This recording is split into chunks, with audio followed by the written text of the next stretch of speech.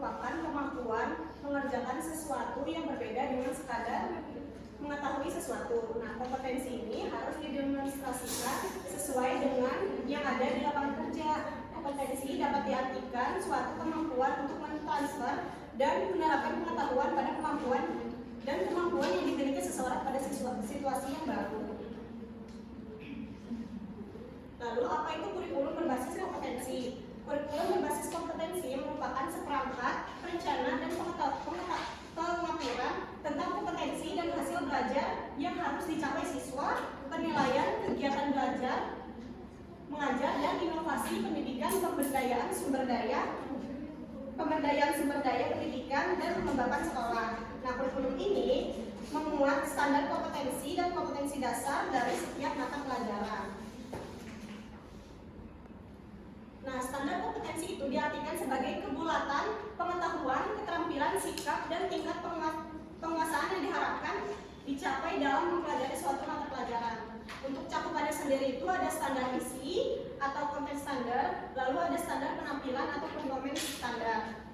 Nah, dalam kurikulum berbasis kompetensi berupaya mengkondisikan setiap peserta didik agar memiliki pengetahuan, keterampilan, sikap, dan nilai yang diwujudkan dalam kebiasaan berpikir dan bertindak, sehingga proses penyampaiannya harus bersifat kontekstual atau secara langsung gitu ya. Lalu ada beberapa kompetensi yang harus dicapai KBK. Menurut Wida Sanjaya memberikan apresiasi terhadap 4 kompetensi dasar yang harus dimiliki siswa sesuai dengan tuntutan KBK. Yang pertama itu ada kompetensi akademik, yaitu peserta didik harus memiliki pengetahuan dan keterampilan dalam mengatasi tantangan atau persoalan hidup. Lalu yang kedua ada kompetensi okupasional, di mana peserta didik ini harus memiliki kesiapan dan mampu beradaptasi terhadap dunia kerja. Yang ketiga ada kompetensi kultural, yaitu peserta didik harus mampu menempatkan diri sebaik-baiknya dalam sistem budaya dan tata nilai masyarakat. Kompetensi temporal, yaitu di mana peserta didik tetap eksis dalam menjalankan kehidupannya sesuai dengan tuntutan perkembangan zaman. Yaitu karakteristik kurikulum berbasis kompetensi. Karakteristik kurikulum berbasis kompetensi ini yaitu mengembangkan penguasaan peserta didik terhadap kompetensi di berbagai bidang praktis seperti teknis, vokasional, dan profesional. Fokus utamanya adalah membentuk kemampuan nyata dalam bertindak, berperilaku, dan menunjukkan kinerja sesuai standar yang ditetapkan oleh bidang atau profesi tertentu menurut Nana dari tahun 2004. Selanjutnya di sini ada karakteristik utama kurikulum berbasis kompetensi. KBK membuat sejumlah kompetensi dasar sebagai kemampuan standar minimal yang harus dikuasai dan dicapai siswa. Jadi KBK ini menekankan pada pencapaian kompetensi individual atau klasikal atau kelompok, dan kompetensi ini sebagai standar atau acuan kemampuan siswa. Yang kedua yaitu implementasi pembelajaran dalam KBK menekankan pada proses pengalaman dengan memperhatikan keberagaman setiap individu. Penyampaian dan pembelajarannya menggunakan pendekatan atau metode yang sesuai dengan keberagaman siswa. Selain itu, guru sumber belajar bukan hanya dari guru, melainkan dari unsur edukatif lainnya seperti buku, internet, atau media pembelajaran lainnya. Jadi guru hanya sebagai fasilitator untuk mempermudah siswa dalam pembelajarannya. Yang ketiga yaitu evaluasi dalam KBK menekankan pada hasil dan proses belajar. Evaluasi KBK ini menekankan dalam upaya penguasaan dan pencapaian suatu kompetensi. Jadi KBK ini menempatkan hasil dan proses belajar sama artinya. Selanjutnya di sini ada tujuan kurikulum berbasis kompetensi. Tujuan utama dari KBK ini adalah menumbuhkan peserta didik yang siap menghadapi peran masa depan melalui pengembangan life skill. Adapun tujuan kecakapan hidup ini adalah yang pertama memberikan kesempatan kepada sekolah untuk mengembangkan pembelajaran yang fleksibel sesuai dengan prinsip pendidikan yang berbasis luas atau broad based education. Yang kedua yaitu mengoptimalkan pemanfaatan sumber daya lingkungan sekolah dengan memberikan peluang pemanfaatan sumber daya yang ada di masyarakat sesuai dengan manajemen berbasis sekolah atau school based management. seperti perpustakaan, taman baca, ataupun museum.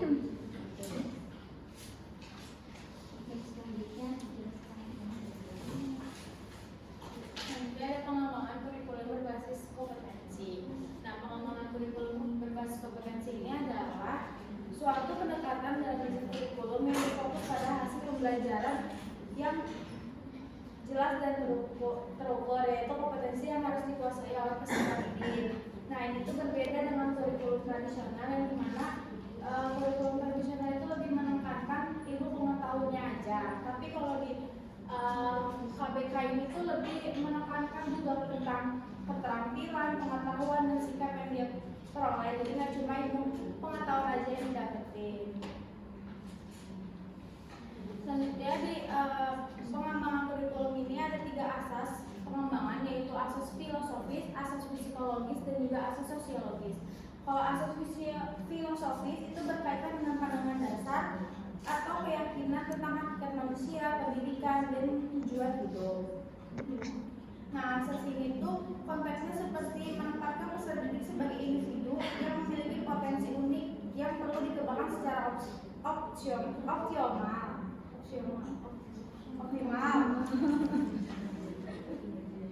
Seperti kayak Pancasila itu kan sebagai landasan filosofi di Indonesia. Pancasila menjadi landasan filosofi yang tak terpisahkan. Jadi KBK harus mengakomodasi nilai-nilai ketuhanan, kemanusiaan, persatuan, kerakyatan, dan juga keadilan sosial.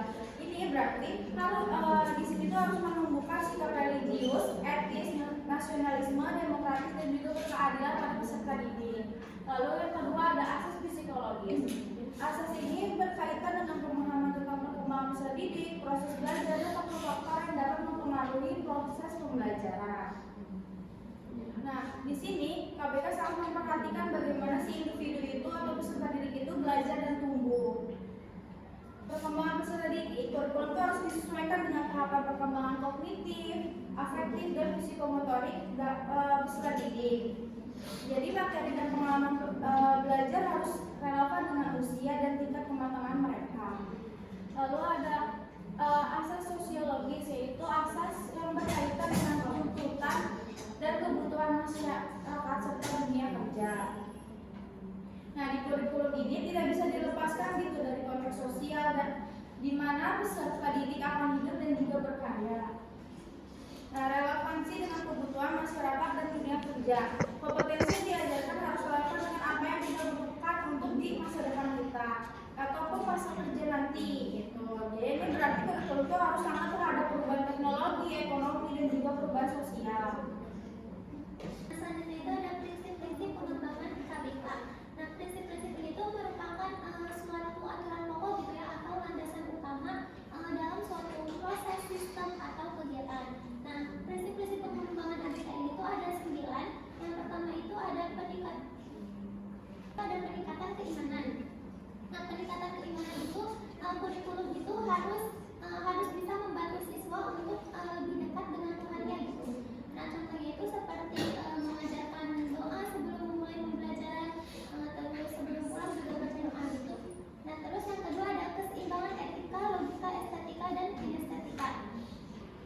Nah, jadi kurikulum itu tidak hanya berfokus kepada otak gitu ya atau logika, tetapi juga harus berfokus kepada etika, estetika, dan kinestetika. Nah, contohnya itu seperti pembelajaran prakarya dan olahraga di sekolahan. Yang ketiga ada penguatan integritas nasional.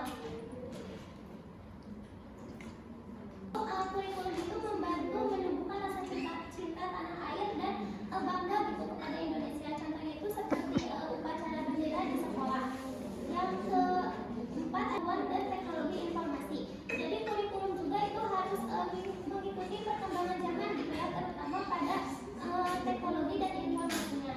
Terus yang kelima ada pengembangan kecakapan hidup. Nah, di sini tuh kurikulum itu mengajarkan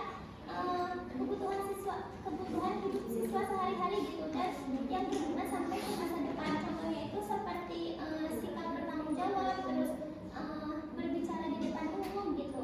Nah, terus selanjutnya ada pilar pendidikan. Nah, kalau pilar pendidikan ini tuh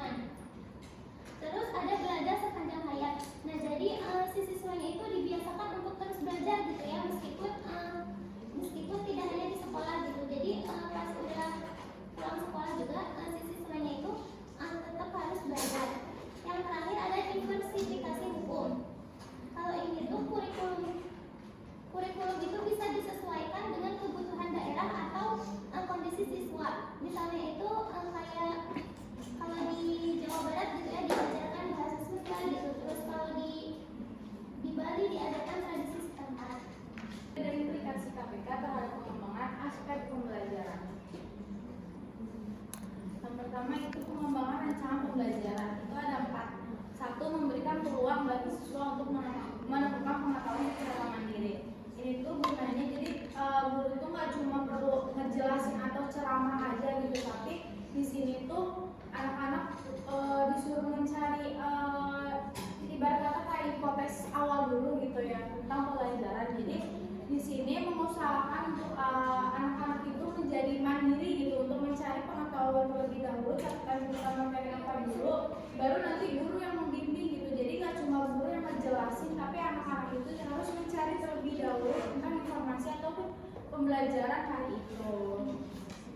Gunanya ini tuh biar siswa itu nemuin sendiri dan ilmunya itu lebih nempel gitu masuk ke otaknya, karena kan dia nyari sendiri ya dan nyatet sendiri gitu. Itu lebih memperkuat mereka belajar jadi mandiri dan juga kritis. Selanjutnya yang kedua ada pembelajaran harus disesuaikan dengan sumber belajar dan sarana pembelajaran yang tersedia.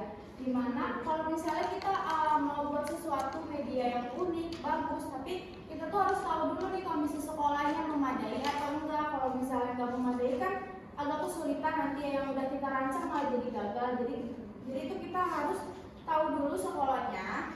Lalu kalau misalnya emang kurang memadai, kita bisa memanfaatkan apa yang ada di sekolah itu. Gunanya kenapa sih kalau misalnya tiba-tiba di sekolah itu kurang memadai gitu, supaya rencana pembelajaran itu bisa jalan efektif dan gak usah maksain gitu kayak apa yang kita mau, padahal akses pun sekolah itu kurang memadai. Jadi di sini tuh justru membuat guru itu menjadi kreativitas dengan memanfaatkan apa yang ada di sekolah itu. Selanjutnya ada pembelajaran yang harus dirancang dengan mengkoordinasikan berbagai pendekatan belajar. Nah di sini kan setiap siswa itu cara-cara belajar itu berbeda-beda ya. Ada yang suka dengerin, ada yang suka lihat visual gambar-gambar, dan juga ada yang langsung praktik gitu. Jadi pas kita ngajar itu jangan cuma satu metode gitu, tapi kita memiliki metode-metode lain yang bikin semua siswa itu bisa paham gitu. Nggak cuma kayak dia doang yang paham, tapi semuanya harus bisa paham. Jadi gunakan beberapa metode pembelajaran seperti kayak misalnya ada audionya, ada visualnya, dan juga ada praktiknya. Gunanya apa sih? Supaya itu siswa bisa dapat bagian dan merasa terfasilitasi. Pembelajaran jadi lebih kaya, seru dan efektif karena menyentuh berbagai gaya pembelajaran. Lalu ada pembelajaran harus dapat memberikan pelayanan terhadap kebutuhan individual siswa. Ini kemampuan siswa itu kan pasti beda-beda gitu ya. Ada yang cepat nangkap, ada yang butuh waktu, dan juga ada yang lebih, terus juga ada yang minatnya sana sini. Jadi rencana pembelajaran itu kita harus bisa melayani perbedaan itu. Harus melayani gitu ya, setiap anak berhak mendapatkan kesempatan belajar walaupun kadang anak-anak itu berbeda-beda gitu ya. Kesempatan belajar maksimal dan sesuai dengan kemampuannya. Karena kita mau gitu ya semua siswa itu mau berkembang gitu, nggak cuma itu aja, tapi kita harus merasa adil gitu agar menciptakan lingkungan belajar yang adil dan juga kondusif. Pembelajaran, pengembangan proses belajar adalah konteks KBK adalah tentang menciptakan pengalaman belajar yang dinamis, interaktif, relevan, dan personal, di mana siswa secara aktif membangun kompetensi mereka dengan membimbing dan dukungan dari guru. Itu mengharapkan pada pembelajaran yang lebih bermakna dan juga efektif.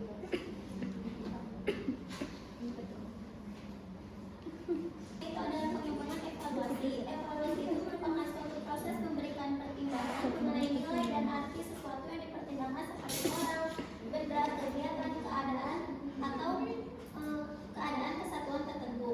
Nah, evaluasi itu memiliki dua karakteristik. Yang pertama itu ada evaluasi merupakan suatu proses atau tindakan. Nah, jadi evaluasi itu tidak hanya dilakukan satu kali gitu ya, tetapi merupakan rangkaian aktivitas yang berkesinambungan. Nah, terus yang kedua ada proses tersebut dilakukan untuk memberi nilai, memberi makna atau nilai. Nah, jadi evaluasi dilakukan ini untuk memahami arti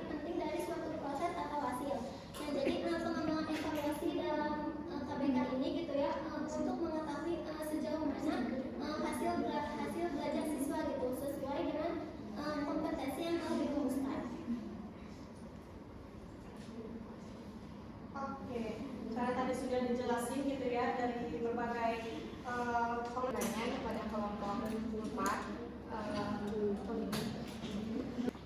Oke, perkenalkan sebelumnya perkenalkan saya dari Nazila. Izin bertanya kepada kelompok 5. Tadi kelompok 5 ini kan membahas tentang KBK ya, atau kurikulum berbasis kompetensi. Nah, kira-kira ada nggak sih resiko guru ini terlalu mementingkan atau fokus gitu pada kompetensi pada capai kompetensi siswa gitu. Terus gurunya ini mengabaikan proses pembelajaran anak yang bersifat holistik atau kontekstual. Kepada kelompok 2 yang sudah mengizinkan saya untuk bertanya, sebelumnya izin memperkenalkan diri, nama saya Hairunisa Srihandani dengan nomor 3077261. Izin pertanyaan gitu ya Teh. Tadi kan dalam PPT itu gitu ya disebutkan bahwa KBK itu menekankan pengalaman belajar yang bermakna gitu dan kontekstual. Nah, tapi bagaimana sih cara guru gitu untuk bisa menciptakan pengalaman tersebut gitu jika fasilitas belajar yang ada di sekolah itu masih terbatas atau masih tidak merata? Aku Najwa Aulia dengan NIM 2311594 mau nanya, apakah kurikulum ini menurut aku sih sejauh ini setelah yang kalian presentasikan, menurut aku ini cocok untuk abad ke-21, tapi apakah beneran cocok untuk kedepannya ataupun enggak? Dan untuk kurikulum KBK ini kan lebih maju ya, lebih maju dari sebelumnya. Namun guru-guru yang ada di sekolah itu, apalagi yang di 3T itu masih banyak guru yang tertinggal. Nah, bagaimana sih perannya agar si guru ini bisa istilahnya bisa menguasai dan bisa ke anak itu sampai gitu kurikulum KBK ini? Apakah ada dari sekolahnya ataukah dari pemerintah? Butuhkah kayak pelatihan khusus untuk gurunya apa bagaimana? pertanyaan dari Nazila Yudi. Tadi pertanyaannya dari kurikulum berbasis kompetensi ini kan terlalu fokus gitu ya. Nah, kira-kira ada nggak sih resiko jika guru terlalu fokus pada pencapaian kompetensi siswa dan mengabaikan proses belajar anak yang bersifat holistik dan kontekstual? Untuk jawabannya itu, nah kalau misalnya si guru tersebut terlalu fokus gitu ya terhadap kompetensi ini dan mengabaikan dengan proses dari belajar yang holistik dan kontekstual itu, nantinya si siswa itu kayak menghambat atau misalnya kayak kurang tercapai lah gitu ibaratnya dari si kompetensi ini yang nantinya dapat mengesampingkan pentingnya pembelajaran holistik. Nah, pendidikan holistik ini kan bertujuan untuk mengembangkan seluruh potensi dari siswa. Nah, melalui interaksi dengan lingkungan, terus juga ada menjaga dirinya sendiri, belajar sesuai cara mereka dan memperoleh kecakapan sosial. Nah, jika proses ini diabaikan, nantinya si siswa itu tidak akan mencapai aktualisasi diri dan pengembangan berbagai kecerdasan yang harus diperhatikan. Lalu ada juga nantinya kualitas pembelajaran dari si siswanya tersebut menurun, lalu potensi kehilangan kompetensi dan ketimpangan pengetahuan atau krisis belajar. Lalu ada juga pengembangan kecakapan hidup yang tidak optimal, atau misalnya kayak si KBK tersebut itu kan bertujuan untuk mengembangkan kecakapan hidup atau skill si siswanya. Nah, kalau misalnya terlalu berfokus terhadap tersebut, nantinya pengembangan kecakapan hidupnya itu tidak akan optimal. Lalu ada penilaian yang tidak seimbang. Nah, meskipun si KBK ini menekankan dari penilaian pada proses dan hasil belajar secara seimbang, nantinya kalau misalnya terlalu fokus gitu ya, mereka juga harus menggunakan metode penilaian yang mengukur kemampuan siswa untuk menyerapkan pengetahuan dan keterampilan dalam situasi nyata, bukan hanya pemahaman kontekstual. Pertanyaan itu bagaimana cara guru untuk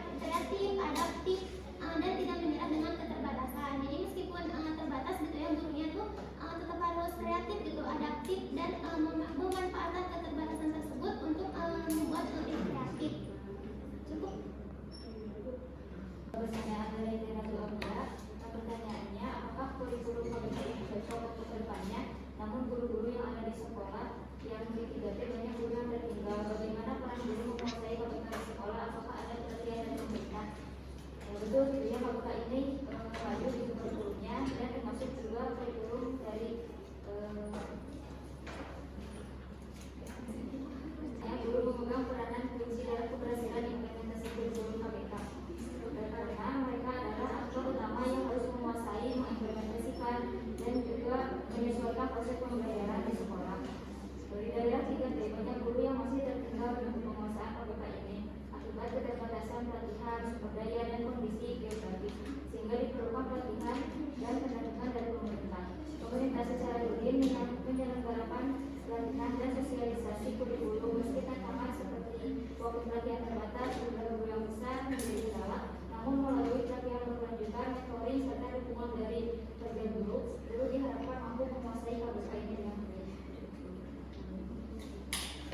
Di 3T beberapa penghargaan dijelaskan singkat oleh Ted Nero ini yang satu adalah terbatas sumber daya manusia, terus ada kurangnya pelatihan, distribusi guru yang tidak seimbang, dan juga waktu pelatihan yang terbatas gitu. Nah, pemerintah di sini berupaya untuk memperkuat kompetensi guru dalam mengimplementasikan kurikulum melalui pelatihan, pengembangan profesional, pendampingan, dan kolaborasi antar guru serta membuat kebijakan di bidang pendidikan.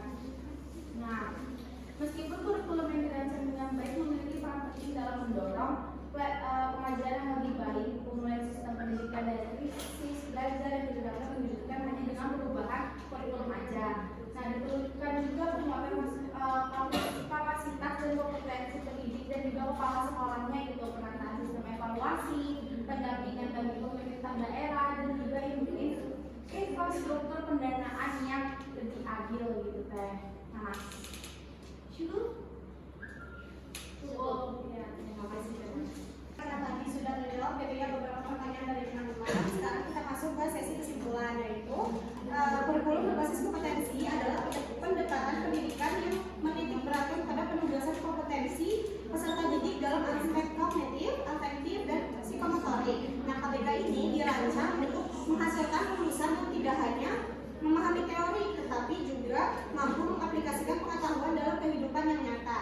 Nah, kurikulum ini memiliki karakteristik yang berorientasi pada hasil belajar yang bermakna, keberagaman peserta didik, fleksibilitas pembelajaran, dan evaluasi berbasis performance. Nah, pengembangan ini dan implementasinya didasarkan pada asas filosofis, psikologis, dan sosiologis teknologis, serta prinsip-prinsip yang mengutamakan nilai, keterampilan hidup, perkembangan iptek, dan pembelajaran sepanjang hayat. Nah, evaluasi efektivitas KBK dilakukan untuk menilai relevansi dan dampaknya terhadap kesiapan peserta didik menghadapi tantangan global. Baik, sekarang kita masuk di sesi akhir gitu ya. Terima kasih teman-teman yang sudah mendengarkan dan bertanya. Semoga ilmu yang didapat itu tidak cukup hanya pada saat ini gitu ya, tetapi bisa menggali lagi lebih dalam. Kami dari kelompok 5 mengucapkan terima kasih